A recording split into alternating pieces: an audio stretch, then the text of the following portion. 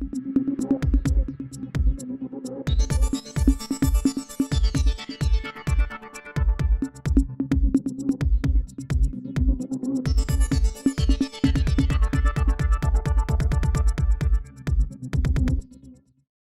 jawabannya.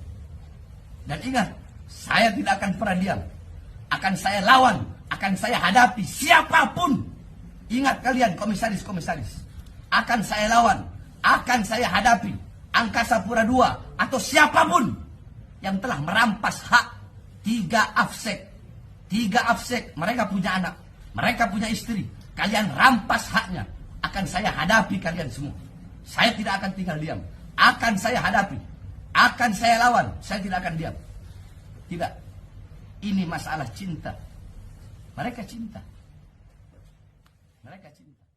Ada berita yang beredar, isinya ada 3 petugas Bandara Soekarno-Hatta lagi ngejemput Bahar Smith, cium tangan. Jadi Bahar tuh habis turun dari pesawat. Nah, 3 orang ini, dia petugas keamanan menjemput Bahar, cium tangan, mendampinginya, seolah-olah ya Bahar bagi 3 orang ini begitu luar biasanya.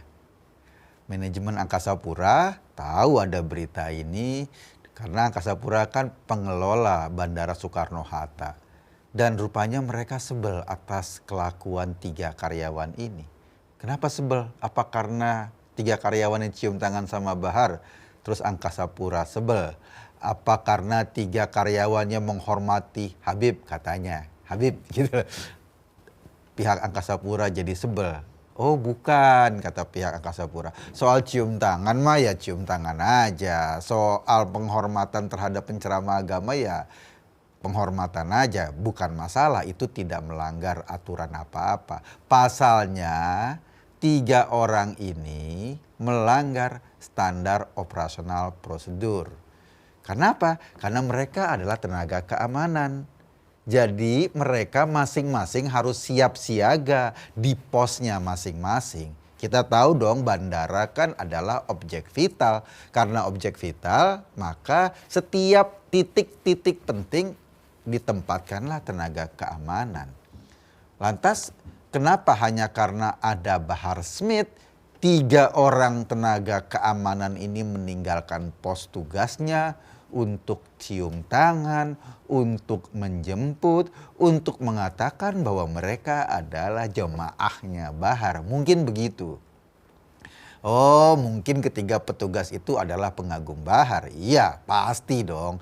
Ceramah-ceramah Bahar yang membakar dan pilihan diksi yang kadang-kadang kasar itu bisa jadi menarik jemaah dengan mental sejenis untuk menjadi pengagum penceramah yang rambutnya kayak Ultraman itu. Jangan heran jika akhirnya mereka berani meninggalkan pos jaganya hanya untuk menunjukkan kekagumannya pada Bahar Smith. Emang sejak Rizik tenggelam sehabis keluar dari penjara, Bahar mengambil posisi seolah-olah menggantikan menjadi pemimpinan dari gerombolan FPI atau ex-FPI. Bahar sendiri 2 kali masuk bui. Pertama karena kasus penganiayaan pada anak kecil yang dilakukan di Bogor. Itu kalau nggak salah di pesantren milik Bahar. Kedua karena kasus penyebaran berita bohong. Sementara ujaran-ujaran kebencian, omongan kasar, kadang-kadang jorok, ya menjadi konsumsi para jemaah seperti layaknya 3 orang petugas bandara itu. Sebelum kasus ini ramai, misalnya beredar juga video Bahar yang seperti sedang mensweeping sebuah kafe. Tapi kafenya udah tutup. Kafe tutup sampai di sweeping, apalagi yang buka. Karena katanya kafe ini jualan bir nggak, jualan minuman keras nggak, gitulah. Barangkali Bahar ingin meneruskan tradisi FPI yang dulu saban puasa kerjanya suapang sweeping melulu.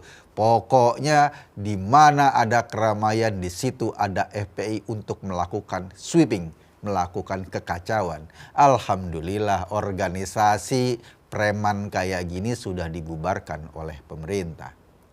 Nah, lo bayangin beragama dengan cara keras, gila, sweeping itu yang mungkin saja menarik bagi 3 karyawan bagian keamanan di Bandara Soekarno-Hatta. Mereka saking tertariknya harus meninggalkan posnya untuk cium tangan, untuk memberikan penghormatan pada junjungan besarnya itu. Buntutnya apa? Ya buntutnya manajemen bandara langsunglah menjatuhkan hukuman kepada ketiganya karena melanggar SOP. 3 orang itu dipecat sebagai karyawan Angkasa Pura II. Alasannya simpel, bukan karena cium tangan, bukan karena dia ngaji sama Bahar, bukan karena dia ujuk-ujuk mendampingi junjungannya ketika turun dari pesawat. Alasannya karena dia mengabaikan SOP sebagai petugas bandara. Dengan jenis pelanggaran seberat itu, apalagi kita tahu bandara kan adalah objek vital, nggak ada toleransi selain pemecatan. Sebetulnya mungkin saja alasan sebenarnya bisa lebih jauh dari sekedar pelanggaran SOP. Sekali lagi ya, bandara adalah objek vital. Jika petugas keamanannya saja menunjukkan dengan terang-terangan ketundukannya pada penceramah yang seringkali ngomong kasar, ngomong boykot, ngomong hantam Jokowi, setidaknya menunjukkan dia adalah gerombolan garis keras. Lo bayangin resiko apa yang bakal terjadi. Betapa rentannya resiko di bandara, iya kan? Kalau petugas keamanannya saja menunjukkan ideologi dan keberpihakan politik pada orang-orang kayak Bahar. Jadi wajar aja kalau akhirnya keputusan fatal harus diambil. Manajemen Angkasa Pura nggak mau membuka celah sedikit pun sehingga orang khawatir dengan faktor keamanan bandara, apalagi petugas-petugasnya terafiliasi dengan penceramah-penceramah yang sering teriak-teriak dengan kata-kata ancaman, kekerasan dan lain-lain. Dan Soekarno-Hatta kan adalah bandara internasional. Bandara itu kayak wajah depannya dari negara Indonesia. Dia halaman depannya, turis dari mana-mana datang pertama-tama ya di Bandara Soekarno-Hatta. Nah, jadi kita barangkali bisa melihat atau memaklumi langkah-langkah yang diambil oleh manajemen Angkasa Pura.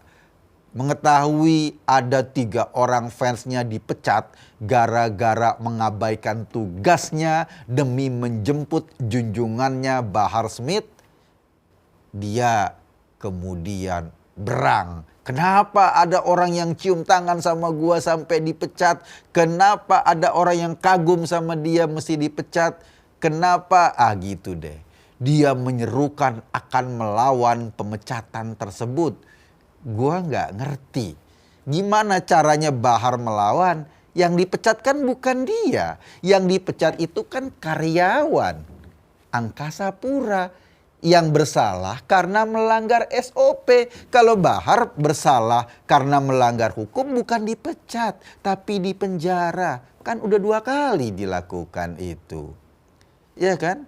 Jadi kalau soal tudingan kayak gini nih, saya akan melawan Angkasa Pura zalim, keluar dari mulut Bahar, tudingan-tudingan kasar keluar dari mulut Bahar, ya itu emang udah biasa. Yang nggak biasa kalau kita mendengar kata-kata lembut dari mulut Bahar. Yang nggak biasa kalau kita dengar nasihat-nasihat baik dari mulut dia. Yang nggak biasa kalau kita dengar contoh-contoh akhlak yang bisa membuat kita tersentuh dari perilakunya Bahar. Itu yang nggak pernah kita dengar. Bahkan Pak Jokowi misalnya, yang sama sekali nggak pernah bersentuhan dengan Bahar, itu dikata-katain dengan bahasa yang kotor oleh Ultraman ini. Maksud gue oleh penceramah yang rambutnya gondrong kayak Ultraman. Justru aneh kalau Bahar ngomong dengan bahasa yang lembut dan halus. Kalau dia kayak gitu, dia akan kehilangan kebaharannya. Gitu. Mungkin ya. Lantas bagaimana dengan nasib 3 orang karyawan bandara itu? Ya, gigit sendal jepit lah. Mau gimana lagi? Orang udah dipecat. Kita yang normal tentu heran juga melihat perilaku 3 orang ini. Kok mereka bisa-bisanya sih mengidolakan penceramah yang perilaku dan bahasanya seperti Bahar? Kok bisa mereka rela mengabaikan tugasnya ketika sedang mencari nafkah buat keluarganya hanya demi mencium tangan seorang Bahar? Tentu setelah ini ketiga orang tersebut akan menjalani nasib dan hidupnya sendiri, kehilangan pekerjaan. Hari ini mungkin seolah-olah Bahar bisa saja membela ketiganya. Besok ya akhirnya lupa juga kan. Akhirnya 3 orang ini harus menjalani kehidupannya sendiri.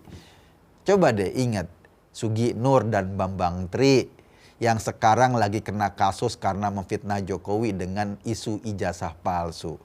Keduanya itu udah dituntut loh 10 tahun penjara. Di tahanan Sugi Nur dan Bambang Tri itu malah gontok-gontokan, musuhan. Padahal mereka di luar sangat akur untuk memfitnah Jokowi bareng-bareng. Ketika ditahan dan menghadapi tuntutan 10 tahun, mereka saling menyalahkan satu sama lain. Mereka nggak nyangka kalau fitnah dan kebenciannya akan menghancurkan masa depan mereka sendiri. Padahal ya ketika masih bebas, Sugi seolah-olah bisa ngomong apapun, bisa berbuat apapun, menebar kata kotor, menebar kebencian, menebar fitnah. Di belakang Sugi itu ada gerombolan HTI dan pembenci Indonesia bersorak-sorai agar Sugi terus memainkan perannya seperti itu, agar Bambang Tri terus memainkan perannya seperti itu. Untuk jadi boneka melepaskan kebencian mereka atau memuaskan hasrat mereka untuk memfitnah dan mencaci maki Jokowi. Coba nanti setelah keputusan diketuk tok, Sugi 10 tahun, Bambang Tri 10 tahun misalnya, dan mereka masuk penjara. Apa orang-orang yang tadinya tepuk-tepuk itu akan ingat? Gua rasa enggak. Mereka berdua akan dilupakan, nggak ada lagi yang ingat mereka. Sebab mereka hanya dibutuhkan sebagai boneka yang menari dan berteriak untuk menyalurkan kebenciannya kepada Jokowi. Itu sama dengan 3 orang ini. Setelah peristiwa pemecatan, setelah caci maki Bahar kepada manajemen Angkasa Pura yang seolah membela 3 karyawan tersebut, ujung-ujungnya ketiga orang itulah yang harus kehilangan pekerjaan. Lo bayangin kalau lo sebagai manajemen Angkasa Pura, ada orang salah, lo pecat, kemudian yang belanya malah maki-maki lo, bukan bernegosiasi dengan baik, meminta maaf kalau memang ada kesalahan, tapi pembelanya malah ngafir-ngafirin lo. Oke, katakanlah nggak sampai ngafirin, teriak-teriak lo nih zalim, lo ini pantas dilawan, lo adalah penguasa atau katakanlah manajemen yang merusak orang, mengambil hak orang, merampas hak orang. Dan Bahar ngomong gitu nggak ada resiko. Dia bukan karyawan Angkasa Pura. Dia cuma orang di luar sana yang cuma teriak-teriak. Ya manajemen gak akan pernah mau lah memaafkan orang sudah dicaci maki sama Bahar kayak gini. Iya kan? Jadi sebetulnya caci maki Bahar itu semakin menguatkan keputusan manajemen untuk mengeluarkan karyawannya yang jelas-jelas udah bikin salah. Karyawan-karyawan ini cuma orang-orang yang mudah dinina boboin dengan istilah menghormati Habib, takjim pada habaib. Meskipun perilaku Bahar yang ngakunya Habib itu jauh banget dengan perilaku para keluarga Nabi yang lebih suka dengan kelembutan, yang lebih suka dengan bahasa yang halus, yang lebih peka perasaannya ketimbang petantang petenteng kayak gitu. Jadi kita harus maklum, 3 orang karyawan Angkasa Pura itu cuma korban. Sama kayak Sugi Nur atau Bambang Tri. Ya mereka cuma korban. Boneka-boneka yang gak bisa berpikir jauh dari cuma sekedar lingkungan kecilnya saja. Gua Eko Kuntadi. Terima kasih.